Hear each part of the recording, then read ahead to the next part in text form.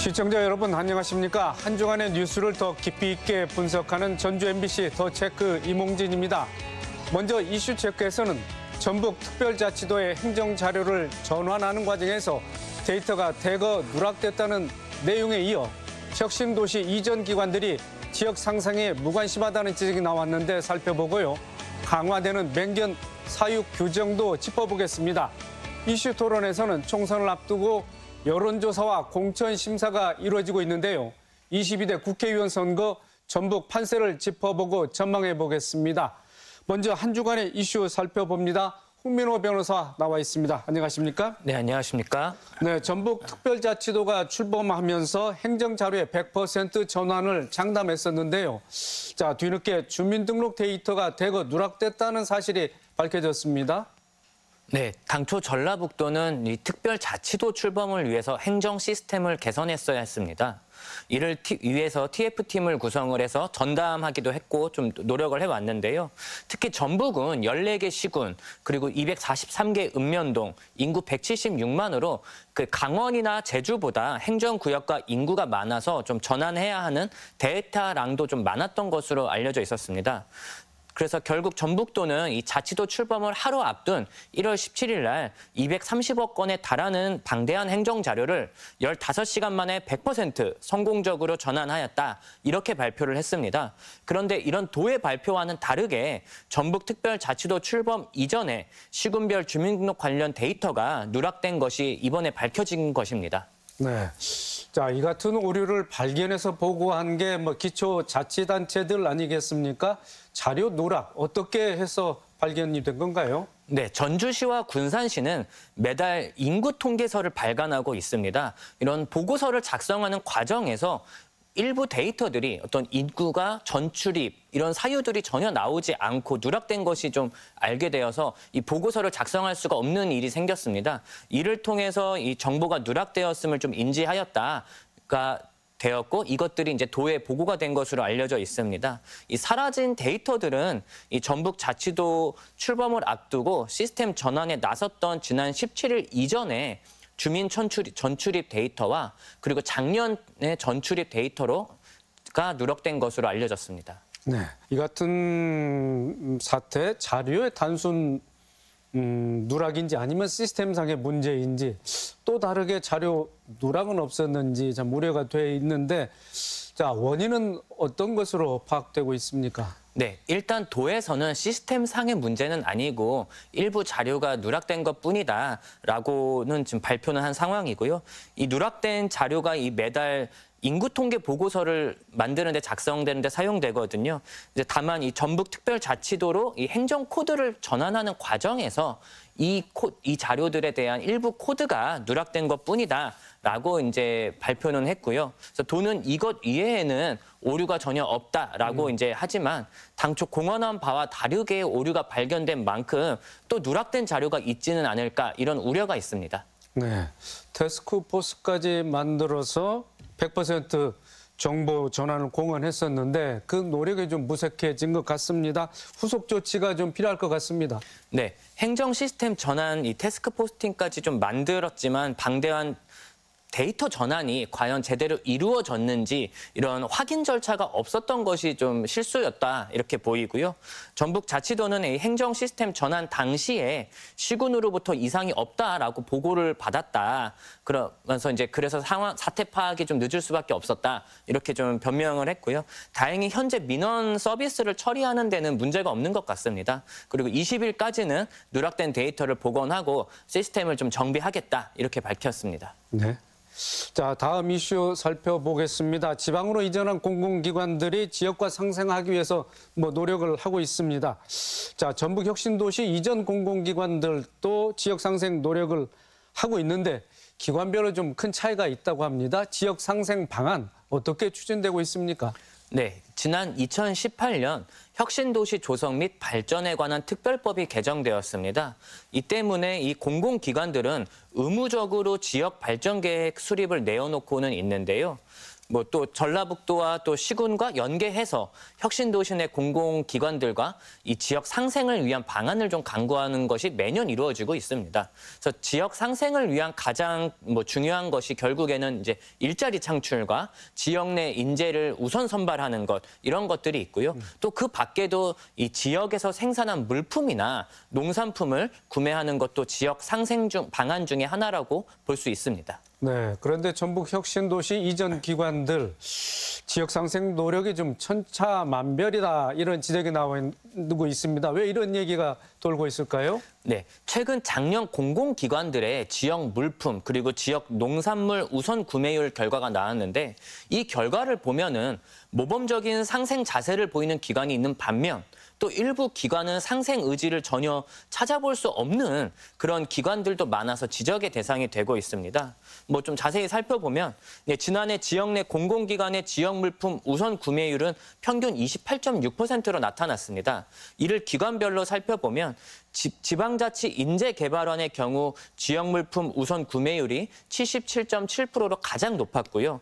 그 다음으로는 한국농수산대학교가 55.3%, 농촌진흥청이 53.1%의 순서로 나타났습니다.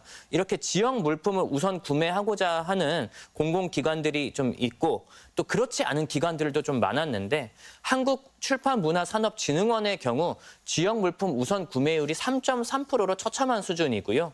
국민연금공단도 6.5%에 그쳤습니다.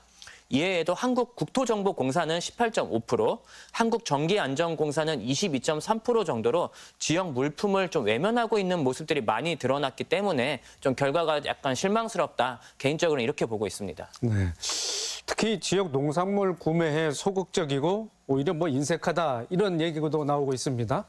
네, 방금은 지역 물품을 말씀드린 거고요. 이 지역 농산물도 있는데요. 공공기관들은 이제 각각 자체적으로 구내식당을 운영을 하기 때문에 지역 농산물을 구매할 수밖에 없습니다. 지난해 전북 혁신도시 공공기관의 지역 농산물의 평균 구매율은 64%로 지금 통계가 나왔는데 작년에 68%였는데 오히려 4%가 떨어진 수치입니다. 네, 지역 농산물 구매율이 가장 높은 기관은 역시 한국농수산대학교가 96%로 가장 높았습니다. 그 다음으로는 한국전기안전공사가 85%, 국립축산과학원이 80% 상위권이고요. 그 밖에 식량과학원이나 농촌진흥청 등도 평균보다는 높은 구매율을 좀 기록하였습니다. 반면 농촌진흥청의 인적자원개발센터는 14%로 구매율이 매우 낮았고요. 특히 국민연금공단 행복연금관이라는 곳이 있는데 이곳은 구매율이 0%로 조사되어서 좀 충격적이었습니다. 이 전북이 농도인 만큼 공공기관들이 지역 내 농산품을 좀 더 적극적으로 구매를 해서 지역 사회와 농가에 좀 기여할 것을 좀 촉구해야 될 것 같습니다. 네. 혁신도시가 조성된 이후 입주한 공공기관들 지역 상생을 말해왔는데 10년이 지난 지금까지도 이런 지적이 나온다는 것은 지역 상생이 헛구였다. 이렇게밖에 얘기할 수밖에 없는데 주민들도 많은 불만을 지금 토로하고 있지 않습니까? 네. 전북 혁신도시에 입주한 공공기관들이 매년 지역 발전 계획 수립을 내어놓고는 있습니다. 하지만 지역과 지역 주민들에 대한 실효성이 떨어지는다 이런 지적들이 너무 많이 오랜 시간 동안 계속 있었고요. 특히 공공기관들이 지역 상생을 명목으로 좀 짜맞추기식 사업 계획을 수립한다 이런 것들도 도의 감사 결과 좀 드러난 상황입니다.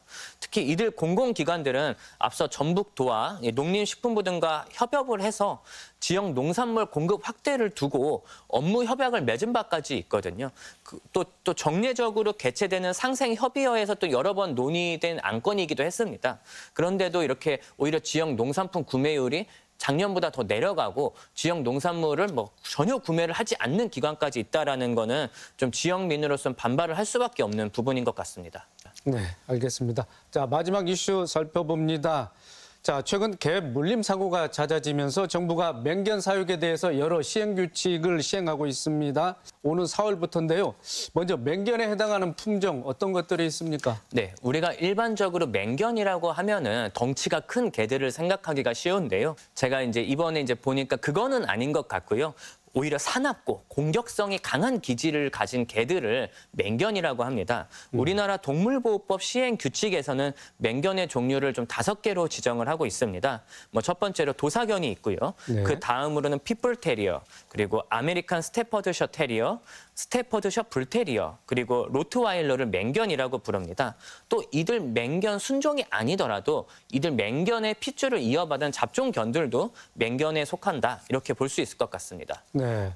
자, 전주시도 이 맹견 사육 허가제를 도입하겠다고 밝혔는데요.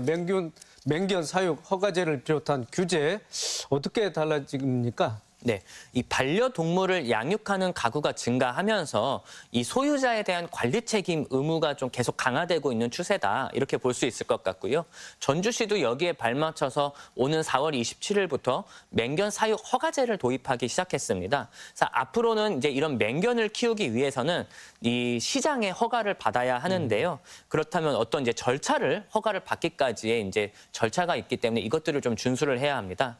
먼저 견주들은 맹견이 위험성이 있는지 없는지 기질 성향을 좀 먼저 받아서 맹견의 위험성이 없다라는 판정을 좀 받아야 하고요.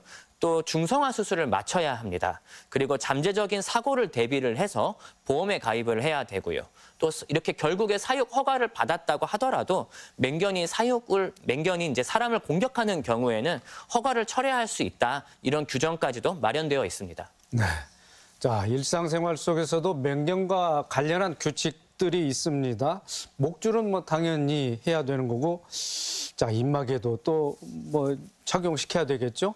만약에 견주가 이를 위반했을 때는 어떤 처벌을 받게 되겠습니까? 네, 목줄과 입마개 착용이 의무인데도 불구하고 이를 지키지 않아 발생한 피해가 적지 않습니다. 입마개 미착용 상태에서 만약에 개물림 사고가 발생하는 경우에는 사망 시에는 3천만 원 이하의 벌금 또는 3년 이하의 징역에 처하게 되고요. 상해를 입은 경우에는 2천만 원 이하의 벌금 또는 2년 이하의 이제 징역 처벌이 가능합니다. 또 개정된 동물보호법에 따라 외출 시 이제 목줄 길이를 2m 이내로 유지를 해야 하고요.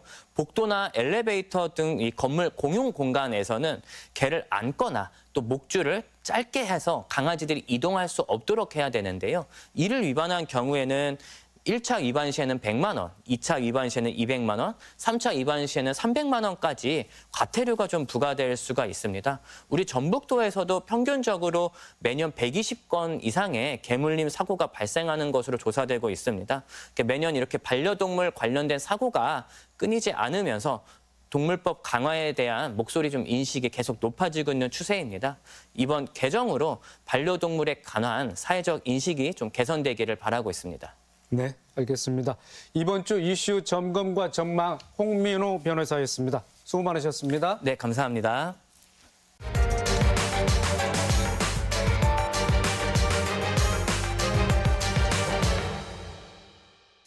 이슈 토론 시간입니다. 4월 10일 국회의원 선거를 앞두고 여야가 본격적인 총선 체제에 돌입했습니다. 여론조사 결과와 면접을 토대로 공천자 명단이 속속 정해지고 조만간 본격적인 경선 레이스가 펼쳐집니다. 현역 의원들이 거센 도전을 받는 곳도 있고 정당 간 대결 양상을 띠는 곳도 있습니다. 또 아직 확정되지 않은 선거구 획정과 개혁신당이 어떤 영향을 미칠지에도 관심이 모아지고 있습니다. 2024년 총선을 앞두고 전북 판세 짚어보겠습니다. 토론에 참여할 3분 나와 있습니다. 이경한 참여자치 전북시민연대 공동대표, 이경재 전북일보 개건 논설위원, 신명교 노무사입니다. 3분 안녕하십니까? 안녕하십니까? 네. 자, 이경한 대표님, 총선을 앞두고 출마하려는 정치인들 남다른 각오로 얼마 전 설 연휴를 보냈을 것 같습니다. 자, 설 민심 동향 어떻게 보고 계십니까? 네, 후보들은 예비 후보 등록부터 해서 지금 본격적으로 선거 운동에 이제 돌입돼 있고요. 그 가운데 이제 설 명절이 있었는데요. 아마도 설 명절이 민심의 바로미터가 되기 때문에 관심이 많이 있지 않나 싶긴 합니다. 그렇지만 이제 뭐 열차역 등에서 이제 귀성객을 중심으로 인사도 하고 또 배웅 인사도 하고 다양한 인사를 하고 있지만 민심은 좀 싸늘한 것 같고요. 왜냐하면 요즘 경제가 이제 고물가 그리고 고금리 여기에 너무 싸늘한 현재 경제 상황이라서 정치에도 크게 영향을 주지 않겠냐 싶긴 합니다. 근데 그런 면에서 본다면 정치인들이 이런 민심들, 고천 시민인데 어떻게 반영을 할 건가, 그리고 그 반영을 통해서 수많은 공약으로 내세울 건지, 뭐 이런 점들을 눈여겨볼 필요가 있는 시점이 아닌가 싶습니다. 네, 알겠습니다. 자, 이경재 위원님, 민생경제 얼마나 지금 중요합니까? 그래서 정치인들, 예비 후보자들, 뭐 전통시장도 뭐 찾아가고 그런 거 아니겠습니까? 자, 예비 후보들, 유권자들에게 이번 총선에 나오기 위해서 어떤 점을 또 호소하고 부각시키고 또 지지를 당부하고 있습니까?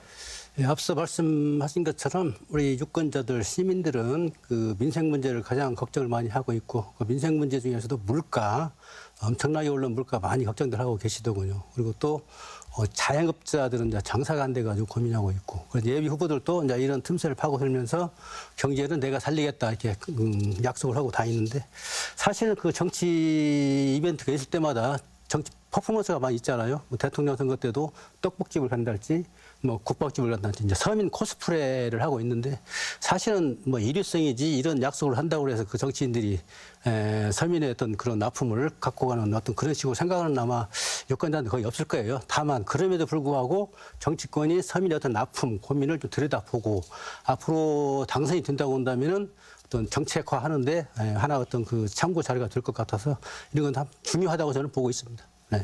자, 신명규 위원님, 그런데 문제는 이제 선거구가 획정되지 않아서 이 후보자들이 좀 혼란을 겪고 있습니다. 또 전북 지역 의석수가 준 것을 두고도 여야가 지금 갈등을 빚고 있는 상황인데, 뭐 이대로 선거구가 획정이 늦어지면 후보자들이나 유권자들에게 뭐 큰 영향을 줄 것 같습니다. 어떻게 보고 계십니까? 네, 맞습니다. 이렇게 선거구 획정이 늦어지는 문제는 사실 어제 오늘 일은 아닙니다. 지난 21대 같은 경우도 39일 전에 획정이 됐고 20대의 경우도 40일 전에 획정이 됐기 때문이죠. 그런데 우리 전북 특자도 입장에서 보면은 10석이 9석으로 줄어들 수 있는 상황은 지금 유례가 없는 상황인 건 확실한 것 같습니다. 그러니까 10석이 유지된 상태에서 어떤 선거구가 변동이 있다라는 게 아니고 한 석이 날아갈 수 있다라는 것은 후보자들이나 유권자들에도 굉장히 큰 충격으로 다가오는 건 확실한 것 같습니다. 근데 이런 상황에서 아직 선거구 획정이 안 되고 있는데요. 중앙선관위 산하 선거구 획정위원회에서 일단 데드라인을 2월 21일까지로 확정한 상태입니다. 그 이유는 그날이 재외선거인 명부 작성 시작일이기 때문인데요. 근데 정가의 대부분 분석은 이때까지 확정은 어려울 것 같다라는 게 일반적인 분석인 것 같습니다.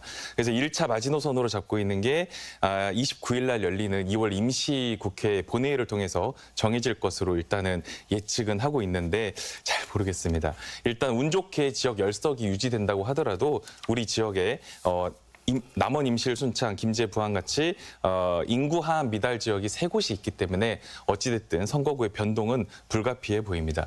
이런 선거구 획정이 결국 늦어지면 늦어질수록 후보자들, 특히 신인 같은 경우에는 본인들 선거 운동을 불확실성을 갖고 운동할 수밖에 없다라는 점이 있고요.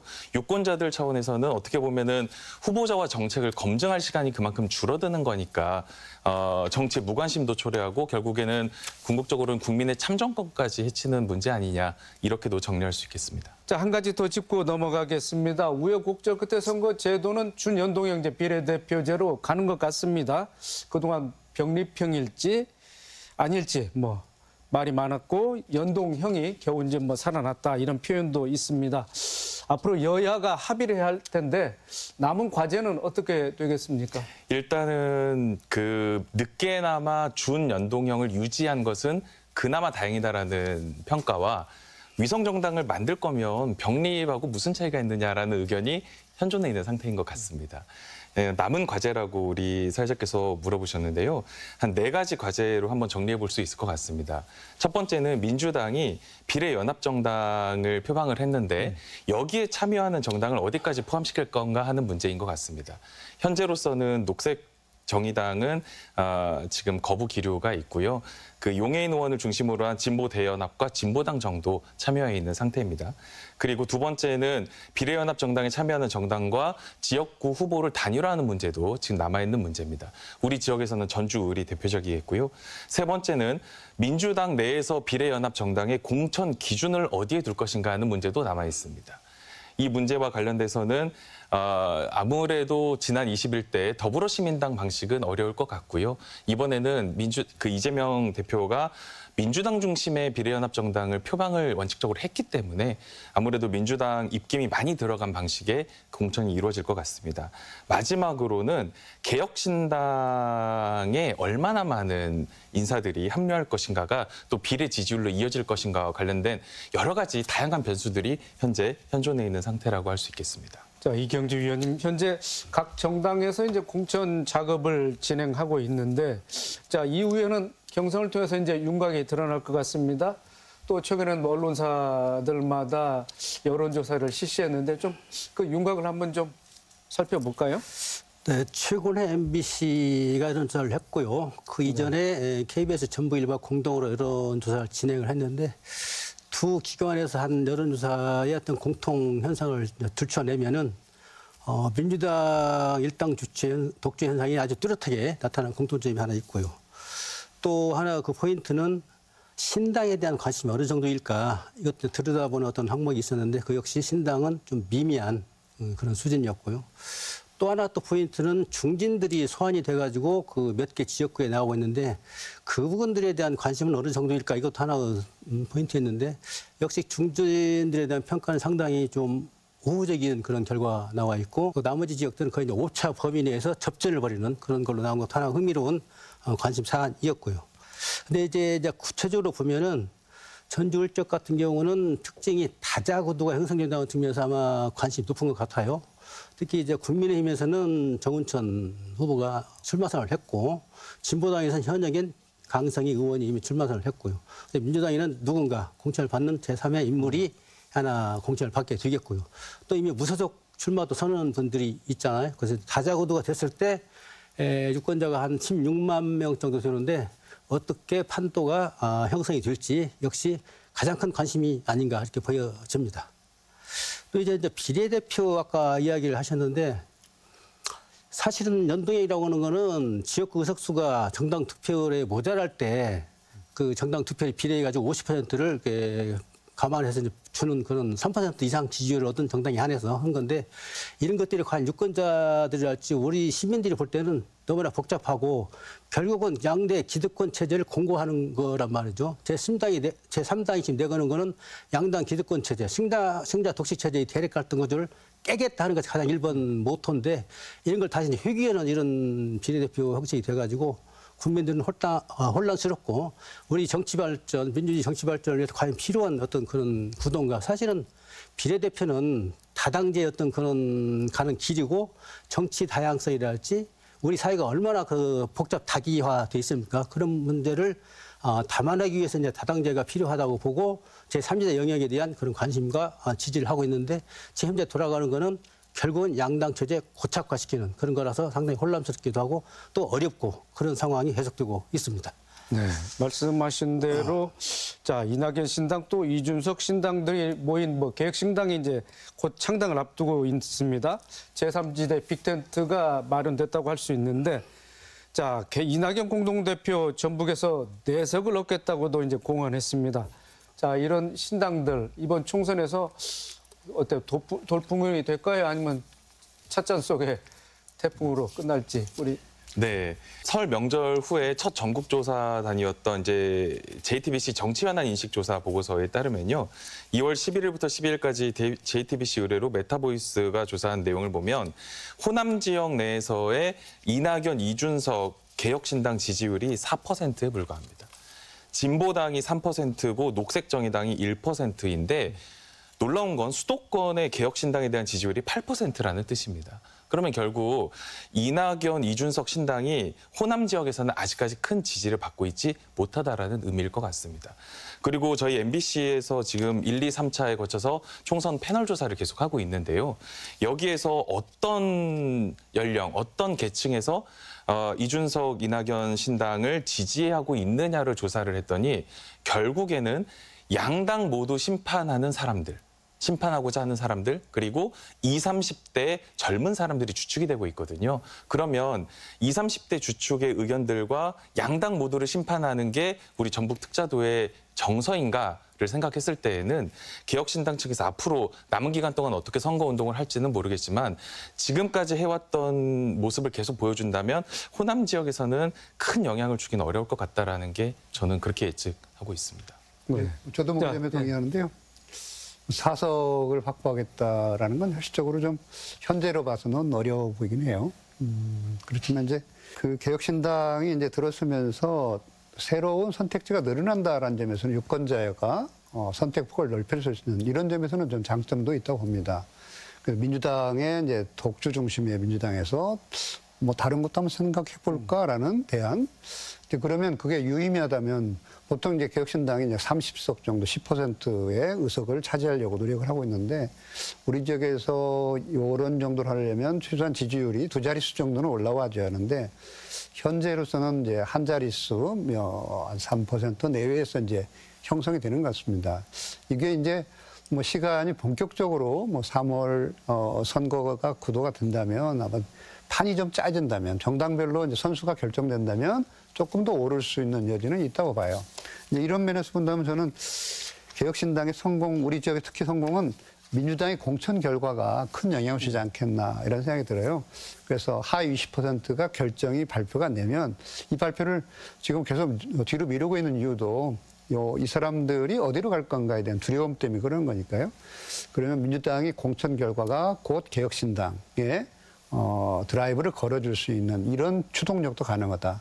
그냥 민주당이 공천을 새로운 인물들 또 개혁적 인물들이 아닌 기존의 인물 중심으로 간다면 반발 세력도 어느 정도 있을 수 있기 때문에 뭐 그 점을 염두에 두고 지금의 그 개혁신당의 판세를 좀 읽어보는 것도 재미있을 것 같습니다. 네. 이경재 위원님, 개혁신당 좀 전에 뭐 언급된 대로 교섭단체 구성을 30석 석권하는 걸 목표로 추진하고 있는데 그 와중에 또 지지층 또 이탈, 파열음도 나고 있습니다. 자, 어떻게 보고 계십니까?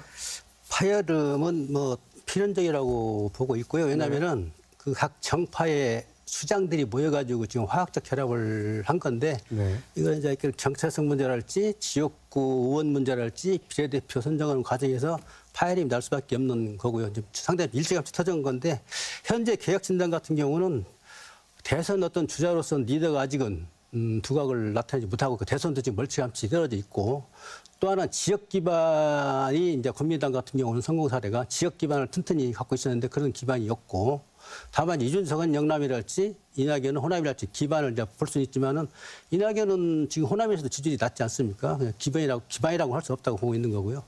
또 하나는 이제 현역들이 많이 가담을 해야 되는데 현역들이 지금 5명밖에 없습니다. 현재로서는. 그래서 이런 여러 가지 열악한 여건들이 과연 화학적 결합을 이루는 그 성공으로 뒷받침되면서 결과를 나타낼지 그에 대한 효율적인 시각인데 저는 개인적으로는 제3지대 영역이 성공해서 교섭단체 구성을 했으면 좋겠습니다. 네.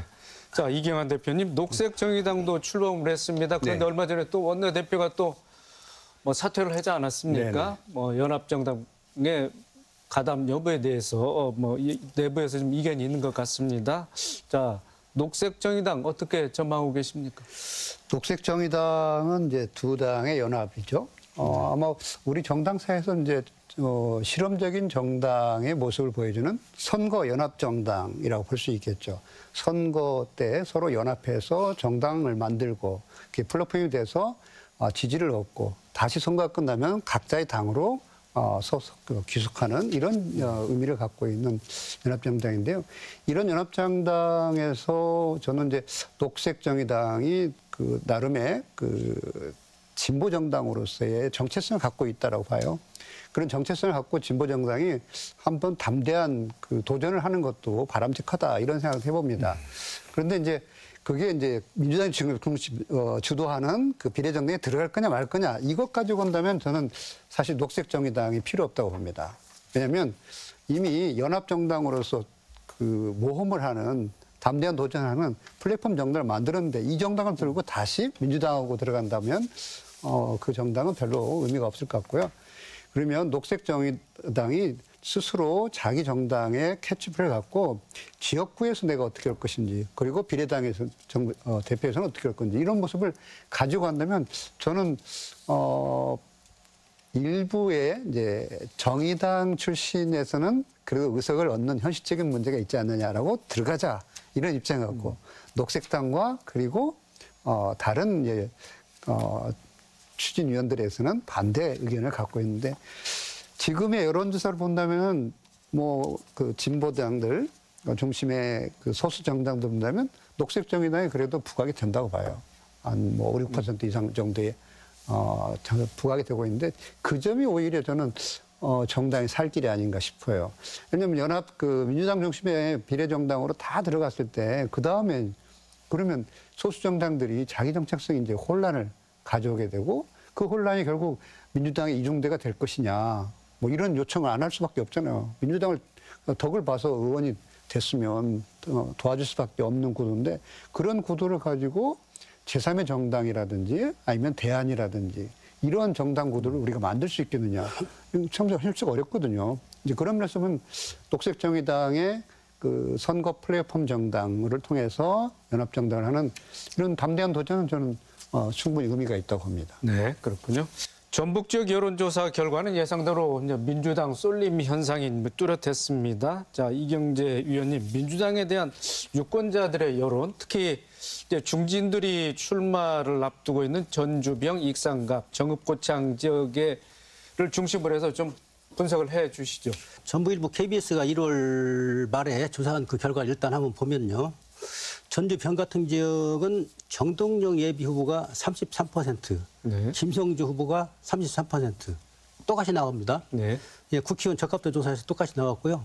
민주당 후보로서의 적합도 조사는 정동영 후보가 조금 높습니다. 36%가 나왔고 김성주 후보는 33%.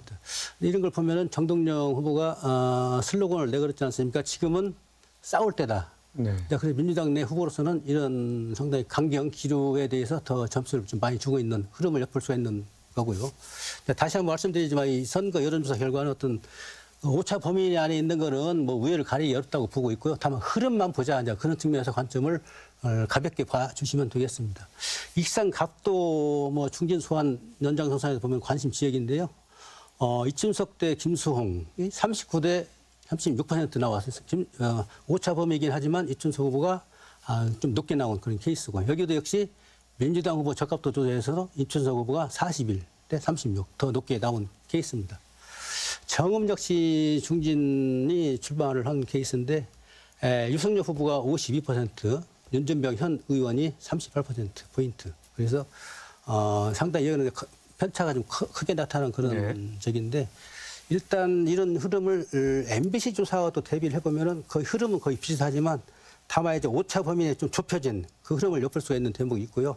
앞으로 여론조사가 계속 될 것이기 때문에 한번 조사한 걸로 뭐 고쳐가지는 어떤 그런 그 정서를 갖는 건 좀 위험하기 짝이었고 여러 가지 또 보완해서 후보들이 주민들과 밀착하면서 슬로건을 또 내걸고 정책을 내걸고 공약을 내걸기 때문에 여론 흐름을 단정 짓지 말고 쭉 연장지어서 봐둘 필요성이 있다 이렇게 말씀드리고 싶습니다. 네, 민주당이 1차 경선 지역 23곳을 발표했는데 익산 갑도 포함이 됐습니다. 김수웅 현 의원과 이춘석 전 의원이 리턴 매치를 하게 됐는데 자 이렇게 먼저 이 지역이 발표 지역에 해당된 이유는 배경은 어디에 있을까요? 그래서 왜 익산 갑이 경선 지역으로 1차에 발표가 됐느냐, 전라북도는 유일하게 한 곳이고 다른 지역과 같이 발표가 됐는데 우리 이제 국회를 출입하는 정당을 출입하는 중앙당을 출입하는 기자한테도 확인을 좀 해봤는데 자기 자신도 모르겠다는 거예요. 다만 이제 좀 엇비슷하고 프로테지가 또 중진이라고 해서 현역하고 이제 붙였을 때 어떻게 나왔을지 아마 궁금한 대목도 있을 거고 또 익산 쪽에 또 여론도 막 있을 것 같은데 특이한 뭐 여론이 이유가 있는 건 아니고 다만 어떤 궁금한 대목들이 아마 반영이 됐지 않겠는가 이런 답변을 받았습니다. 네, 우리 이 의원께서 언급하신 여론조사 결과는 전주 MBC가 여론조사 전문기관인 코리아 리서치에 의뢰해서 2월 12일부터 13일 이틀에 걸쳐 전북에 거주하는 18세 이상 남녀 선거구별 500명을 대상으로 휴대전화 가상번호를 이용한 전화 면접 방식으로 실시됐습니다. 표본 오차는 95% 신뢰 수준에서 플러스 마이너스 4.4%포인트입니다. 그 이전에 KBS 전주방송과 전북일보 여론조사 기관인 한국리서치에 의뢰해서 1월 29일부터 2월 2일 사이에 전북에 거주하는 만 18세 이상 남녀 지역구별 각각 500명을 대상으로 면접원에 의한 전화 면접 조사로 진행됐습니다. 표본 오차 95% 신뢰 수준 플러스 마이너스 4.4%포인트라는 점을 말씀드리고요. 자세한 내용은 중앙선거 여론조사 심의위원회 홈페이지를 참조하시면 되겠습니다. 자, 신명규 의원님, 네. 위원님. 자, 눈여겨볼 지역구가 비슷비슷한데요. 그래도 초경합 지역이 어디이고 또 어떻게 전망하시는지 우리 네. 신 의원께서 좀 분석을 해 주시죠. 저는 굉장히 관심 있게 보고 있는 데가 남원임실 순창 지역구입니다. 이 남원임실 순창 지역구를 보고 있는 이유는요. 우선 기존 선거구로 하면은 남원임실 순창인데 이번에 중앙선관위 산하 그 선거구 획정위에서 제안했던 걸로 보면 남원 무진장으로 제안을 했습니다. 일단은 한석이 줄인 상태였죠. 그리고 지금 정개특위에서 나오고 있는, 그러니까 뭐 겉으로 확정이 된 건 아니지만 여러 가지 나오는 소식들 중에 하나는 아니다. 이번에 임순남은 장수와 합쳐질 것이다라는 그런 분석도 있습니다. 그러니까 선거구가 어떻게 획정되느냐가 굉장히 초미의 관심사인데 왜 그러냐면 기존의 이용호 의원은 지금 국민의힘으로 입당을 했죠. 그래서 얼마 전에 서대문 갑 국민의힘 단수공천을 받았고요. 그리고 기존에 있었던 남원 지역의 중진 의원이었던 이강래 전 의원은 불출마 선언을 했습니다. 어떻게 보면 무주공산 지역인데 현재 우리 이경재 위원님께서 방금 얘기해 주신 KBS와 전북일보 조사 결과에 따르면 박희승 지역위원장과 이완주 전 남원시장이 오차 범위 내 접전이거든요. 그런데 일단은 지난주에 이완주 전 시장이 그 금품수수로 청탁금지법 위반으로 일단 수사를 검찰에 송치가 됐고요. 그다음에 현재 우리 전주 MBC에서도 몇 번 보도를 했던 남원 테마파크 놀이시설 관련된 협약 문제가 일종의 어떤 쟁점이 될 수 있을 것 같다는 생각이 들고 박희승 후보 측 입장에서도 이완주 후보가 공격하고 있는 부분 중에 하나가 정책 토론을 몇 번 제의를 했는데 왜 전북일보랑 CBS 주최하는 정책 토론에 왜 이유 없는 불참을 하느냐 이런 어떻게 보면은 정책과 관련된 대결도 열심히 하고 있고 우리 전북 특자도하고 관련된 선거구 획정에 또 한가운데에 있는 지역구라 눈여겨보고 있습니다. 네. 자, 이경환 대표께서는 어떻게 말씀을 해 주실 수 있겠습니까? 저는 이제 관심 지역이 이제 군산 지역을 네. 좀 관심을 좀 갖고 네. 싶어요. 일단 선거구 획정에서 군산이 부안 김제와 연합할 수 있는가. 그래서 전북의 열석을 유지하는데 아주 중요한 포인트 지역이라고 보기도 하고요. 또 하나는 이제 신영대 현역 의원과 이제 김유겸 비례대표 의원의 1대1 구도가 이제 형성이 됐는데 최이비 후보가 이제 단일화를 선택했고 이런 가운데서 이제 뭐 속탄 편입니다만 박힘들하고 굴러온들하고 한번 일대 전쟁을 하는 이런 점에서 관전 포인트가 있지 않나 싶긴 합니다.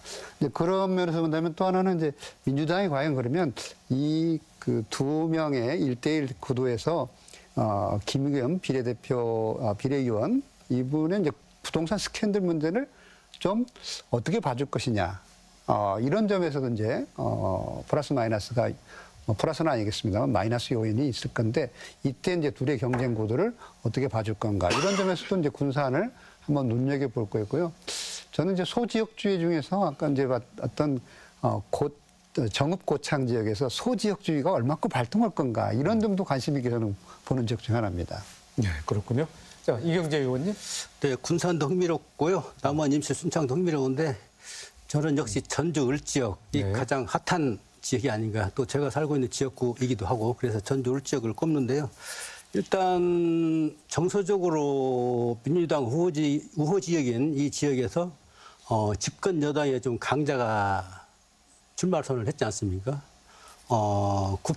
국민의힘의 정운천 의원이 출마 선언을 했고 또 현역 의원은 진보당의 강성희 의원이 작년 보궐선거에서 당선을 하고 있고 또 이번에 여론조사를 보니까 MBC도 그렇고 KBS 전북일보 조사도 그렇고 강성희 의원이 상당히 지지자가 만만치 않고 또 민주당에서는 아직 결정을 안 지었지만 누군가는 지금 공천을 받을 사람이 하나 나온단 말이죠. 그래서 이렇게 다자구도가 형성이 됐을 때 우리 지역 민심은 어떤 방향으로 꽂힐지 이제 그런 것도 하나 관심 포인트고, 또 국민의힘의 정은천 의원 지금까지 쌍발동 정치를 주장을 하면서 예산이랄지 7년 연속 예결위원 들어가고 활동을 이렇게 했다. 그런데 이런 부분들이 전주울 지역구의 유권자한테 어떻게 먹힐지 이런 부분도 흥미로운 대목이고요. 강성희 의원은 진보당으로서 진보당 의원이 국회의원 한 명입니다. 강성희 의원이 원내대표까지 겸하고 있는데 전국적으로 딱 한 명 이 지역구에서 어떤 또 결과를 반복되는 그런 우세한 결과를 나올지 이제 이런 측면이 흥미로운 대목이고요. 이제 가장 역시 흥미로운 거는 민주당이 어떤 경선 방식을 택해가지고 누구를 공천, 말하자면 상품으로 내놓을지. 그래서 여러 가지 면에서 흥미로운 지역이 이 지역이 아닌가 저는 그렇게 생각을 합니다. 네, 알겠습니다. 자, 신명교 위원님, 국민의힘도 여론조사를 토대로 공천자 명단을 이제 점점 확대하고 있는데, 자, 우리 저 국민의힘 공천 사항은 어떻게 현재까지 나와 있습니까? 네, 모두 단수 공천이 확정이 됐습니다. 네. 전주 갑은 양정무 국민통합이 전북협의회 회장이 됐고요. 전주을은 정운천 의원, 익산 갑은 김민서 전 익산시의원, 익산을은 문용희 전 현대차 노조 지부장, 정읍 고창은 최용훈 전 인천 펜싱협회 부회장, 남원 임실 순창은 강병무 전 남원 축협 조합장이 단수 공천됐습니다. 네, 알겠습니다.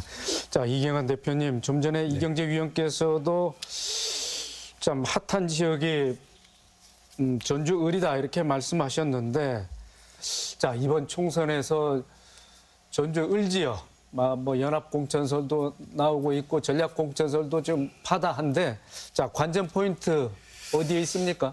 저는 이제 관전 포인트가 일단 3자 구도냐 4자 구도냐. 다자 구도로 가면 이제 정운천 국민의힘 현 비례국회의원이 유리할 것이다 이런 생각을 해보고요. 3자 구도 이내로 간다면 혼선을 가지 않겠나. 그다음 민주당이 선수가 지금 6명, 7명, 여러 명이 나와 있습니다만 대부분 다 비교 여론조사를 해봐도 고만고만하고, 예, 즉 상대 후보들을 월등하게 넘어설 정도의 그런 지지도가 나오지 않기 때문에 아마도 저는 선수 교체를 하지 않겠나 이런 생각을 합니다. 그래서 전략 공천을 하지 않겠나. 그 모양새는 뭐 2명이든 어쨌든 경쟁을 붙이는 구도를 할지는 몰라도 결국은 사고 전략직으로 돼 있기 때문에 전략 공천을 하지 않는 한 지금의 국민의힘과 진보당을 극복하기는 어렵지 않겠나. 그렇다면 누구를 전략 공천할 건가? 이 점도 한번 관전 포인트가 될 수 있을 것 같고요. 현재 이런 구도를 본다면은 아마도 민주당이 이 호남권에서 최약세를 보이는 지역이 아닌가 이렇게 보고요. 그런 면에서 본다면 오히려 이제 진보당 강성희 의원이 생각보다 여론조사가 많이 나와요. 당 지지율에 봐도 훨씬 더 많이 나오는 이런 구도거든요. 그래서 높은 두 자릿수를 나오니까 이런 정도 본다면은 생각보다는 강성희 의원에 대해서 지지도가 높은데, 이게 이제 민주당이 저는 이제 역선택의 저주가 나오지 않는가 이런 생각도 해봐요. 그 전에 이제 후보를 안 냈을 때 누구를 밀 것이냐 했을 때 누가 제일 약하냐, 약한 자를 밀어주고 다음 선거 때 우리가 다시 권투중 내에서 회복하겠다 이런 의도를 갖고 임했을 것 같은데, 오히려 상당 부분 강세를 보이니까 이게 상당히 민주당이 고전을 앞으로도 할 수 밖에 없지 않나 이런 포인트입니다. 네, 알겠습니다. 자, 토론을 마쳐야 될 시간이 거의 다 된 것 같습니다. 이번 총선의 의미와 또 전망 어떻게 보고 계시는지, 자, 마무리 발언으로 듣고 이 시간 마치도록 하겠습니다. 먼저 신명교 위원님. 네, 제가 경험했을 때는 또 이렇게 시사 라디오를 진행을 하고 있으니까 우리 전북 도민들 의견들 들어보면 한 3가지 정도의 평가 기준을 가지고 있는 것 같습니다. 첫 번째는 윤석열 정권에 대한 심판론이 이 지역에서는 아무래도 강하다 보니까 누가 이 정권과 싸울 것이냐라는 측면 하나하고, 두 번째는 동시에 우리 지역구를 발전시킬 수 있는 사람은 누구인가, 그리고 세 번째는 4년간 내가 찍어준 이 현역 의원이 과연 일을 잘 했느냐 안 했느냐, 이 3가지를 두고 어떤 여러 가지 생각과 의견들 경중을 이렇게 저울질하고 계신 것 같습니다. 근데 아시겠지만 우리 호남 지역 유권자들은 끝까지 표를 이렇게 숨기는 경향도 있고 하다 보니까 어떤 기준이 작용되는지는 이런 뛰고 있는 우리 후보들이 이런 민심을 잘 헤아려서 남은 기간 동안 선거에 임하시길 기대해 보겠습니다. 네, 이경재 위원님. 네, 총선 윤곽이 서서히 드러나고 있죠. 또 각 당의 공천 후보도 다 결정이 되고 있는 상황인데 저는 국회의원은 국정도 잘 해야 되지만 또 지역의 고민이 무엇인지 현안이 어떻게 돼가는지도 잘 알고 파악해서 추진해 나가야 된다고 저는 생각을 합니다. 그래서 유권자들께서는 좀 더 좀 인내심을 갖고 지켜봐야 그런 부분을 판별을 하지 않을까. 그리고 선거는 검증이고 심판하는 것입니다. 잘 알아야 관심을 갖고 지켜봐야 심판하고 검증하고 하는 그런 기회가 될 것이기 때문에 그냥 그 방관자적 자세에서 벗어나서 좀 관심을 갖고 지켜봤으면 좋겠고요.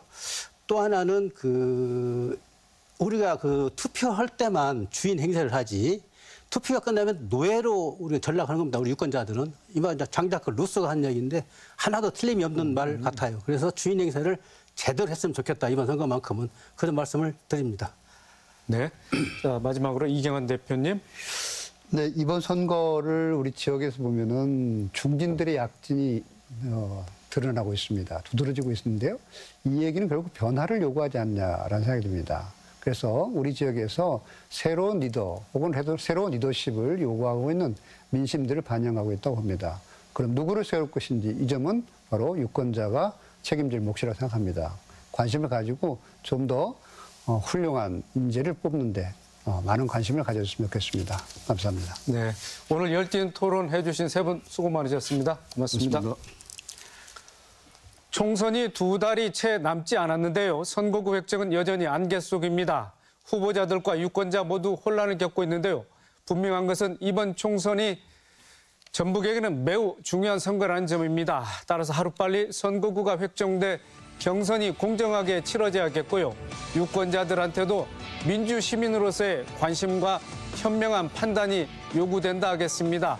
더 체크 오늘 순서 여기서 마칩니다. 시청해주신 여러분 고맙습니다.